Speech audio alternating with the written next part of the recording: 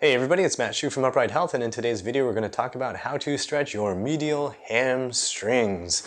Why are we talking about the medial hamstrings? Because when you are training, when you're squatting, you're deadlifting, you're lunging, you're playing any kind of sport, or you're just plain sitting around, your medial hamstrings, meaning these muscles that basically go from basically the groin, kind of the posterior portion of your thigh, more towards the inside edge, these medial hamstring muscles, and kind of posterior adductors too.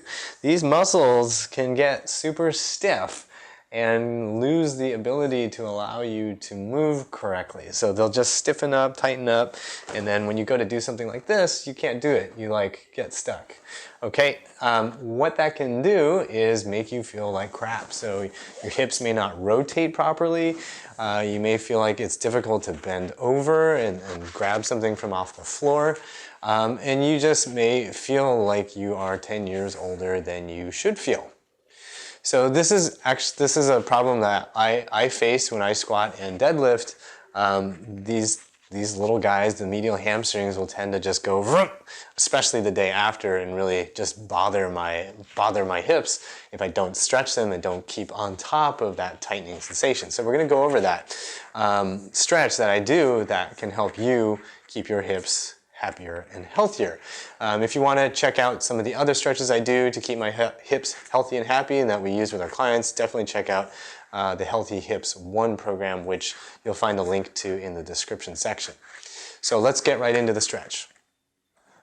So to do this stretch, all you're going to need to do is get down on the floor, use a pad or something to keep your knees comfortable, and we're going to do a modification for another stretch called the Goalie Stretch, which some of you may have seen before on some of my other videos. So Goalie Stretch basically looks like this. You're on one knee and you got one foot way out to the side. Okay, so this tends to hit the adductors really, really well. Doesn't hit the medial hamstrings so well.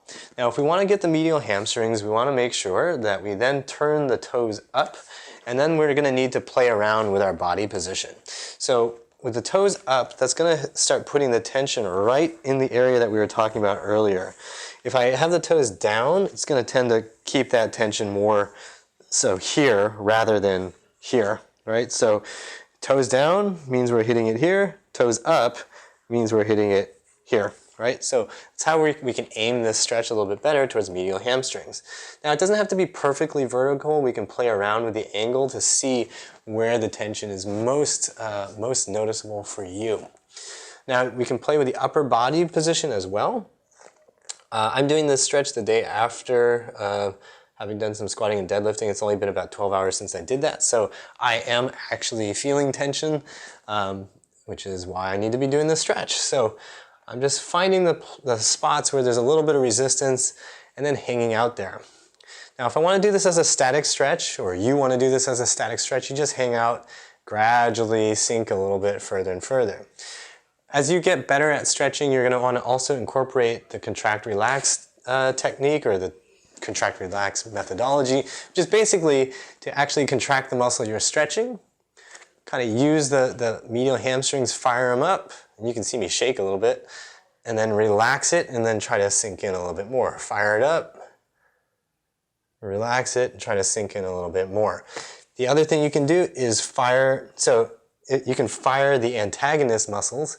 So in this case, it's basically the muscles on the flip side of the leg. So I can fire the quads, I can fire the glutes, and as I'm firing them, I can try to pull myself in a little bit further, and then relax. And then I could, again, get my quads, get my glutes, try to go in a little bit further, and relax. Then I can, again, go back to the hamstrings and fire them, contract, contract, contract, and then relax and try to sink in further. So basically, using the muscles that are involved in the motion and getting the body used to controlling the leg position and the body position.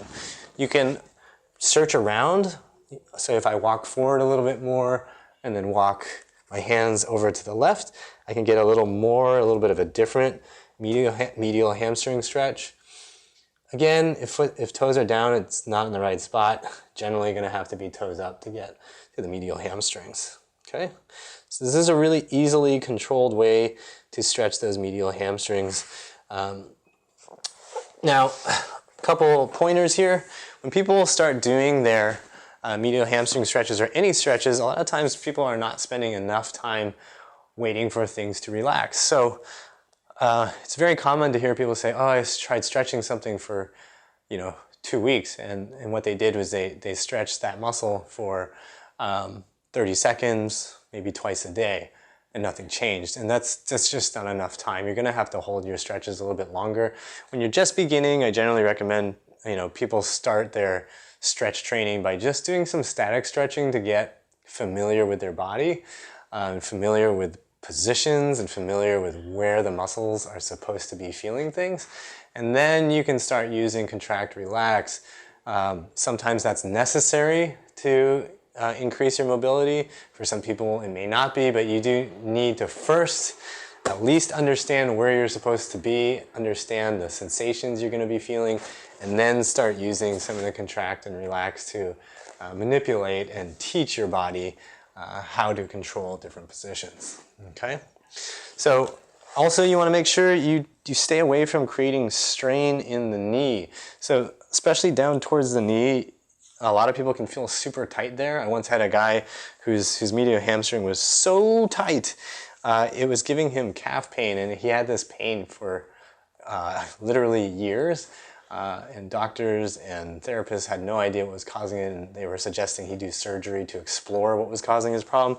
Just doing this stretch on a consistent basis for a couple of weeks actually cleared up the vast majority of any of his calf issues. So this tightness can definitely cause a bunch of, it can be related to, in any case, it can be related to a lot of stuff down here.